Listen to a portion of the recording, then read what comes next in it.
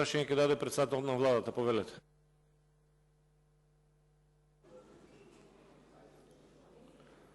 Прво, најдобрата потврда за тоа дека се работи за инфраструктурен проект кој што е правен согласно со закон, согласно со сите процедури запазени со специјален закон донесен овде во собранието без ни еден глас против, во однос на израда на коридорот 8 и коридорот 10D, дојде од тие кои што ги повикувавте да дадат одговори, ја ги повикував да дадат одговор, тоа беше Американската амбасада, кој што кажа дека се работи за законски процес во кој што учествува најголемиот светски конзорциум Бехтел и Енка. Така да сите оние лаги, хистерии што се прават во медиумите, целото тоа кочење кое што се обидувате да го правите, за жал не даде никаков резултат, освен што фрла дамка врз најголемиот светски конзорциум кој што не само што има изградено во регионот најголеми патишта, туку и пошироко од регионот, ако отидете подземниот тунел во Ла-Манш или метроата во Грција и така натаму, тогаш ќе можете да видите што се овој конзорциум има изградено на најквалитетен начин. Ако сме веќе ке коридорот 8 и ке коридорот 10D, прво изградбата е стратешки проект од национален интерес, второ ги поврзува градовите, ја поврзува нашата држава со околните држави во светот со модерна патна инфраструктура. Никогаш во државата коридорот 8 и коридорот 10D ниту биле планирани да се прават, ниту биле ставени со проект на хартија. И затоа државата досега беше кружен тек на Балканот, а со нивната изградба ќе стане раскрсница на Балканот. Тоа значи модерно поврзување и со пристаништето во Драч, и со пристаништето во Бургас, бидејќи досега монопол имаше Солунското пристаниште преку коридорот 10.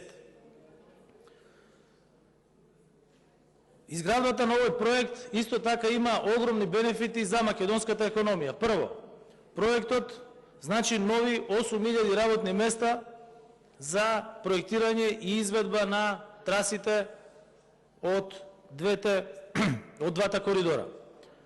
1,3 милиарди евра инвестиции кои што ќе предизвикаат номинален раст на бруто домашниот производ од најмалку 2% на годишно ниво во наредните 5 години.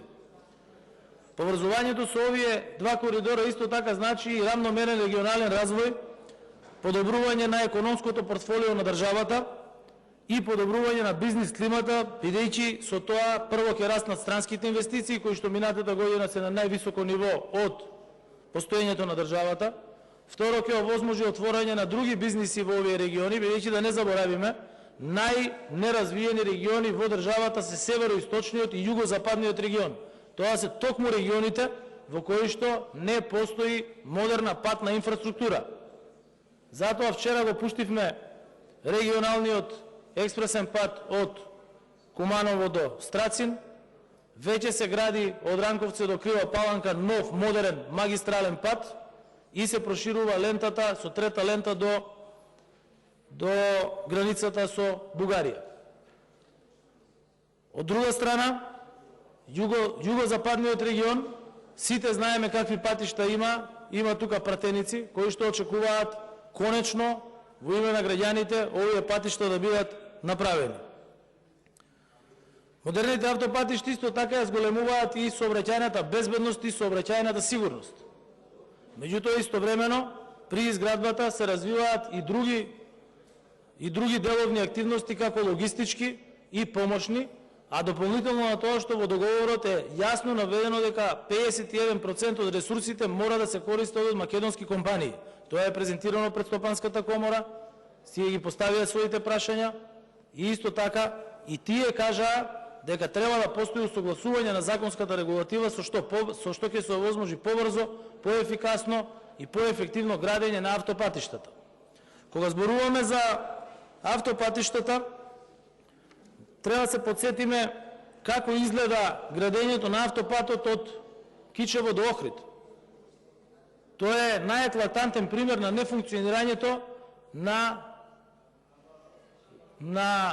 еден систем каде што пред 10 години е започнат автопат, кој што е договорен со кинески изведувач и инвеститор, кој што договор вреди 400 милиони евра, до сега се потрошени 600 милиони евра и нема ниту еден метар аутопат пуштено за употреба за граѓаните. 10 години.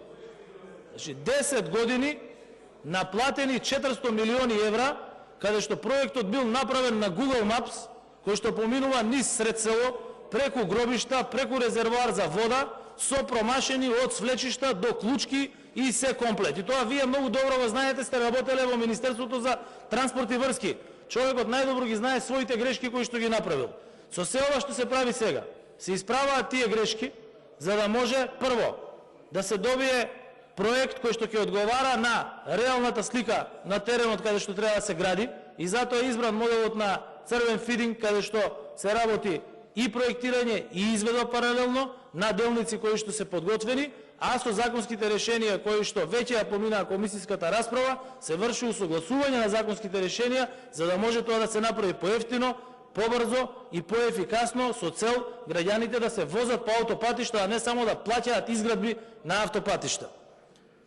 Во јавното предпријатие за државни патишта веќе се работи на проектот, тие веќе се во комуникација со компаниите кои што се задолжени за негово проектирање и за изведба. Геомеханичките истражувања веќе започна на коридорот 10D, веќе избраниот изведувач работи на подготовка на проектната документација и многу брзо ќе започнат и со работи на терен. Што се однесува до транспарентноста, овој договор е доставен до јавното обвинителство, доставен е до антикорупцијска комисија. Антикорупцијска комисија со оглед на обемноста веќе кажа дека формирале голем тим кој што ќе прави анализа и така треба. Исто така го доставивме и до собранието, меѓутоа вие одлучивте да не свикувате комисија каде што ќе го разгледате. Тоа е на ваше демократско право да го гледате или да не го гледате. Меѓутоа единствено да се критикува без никакви аргументи и основи не носи никому добро. И на крајот ја ќе ве прашам нешто вас. Дали сакате автопат да гради американски конзорциум или сакате да гради автопат како во ваше време кинески и руски конзорциум? Тоа ми е прашањето. Дали претеник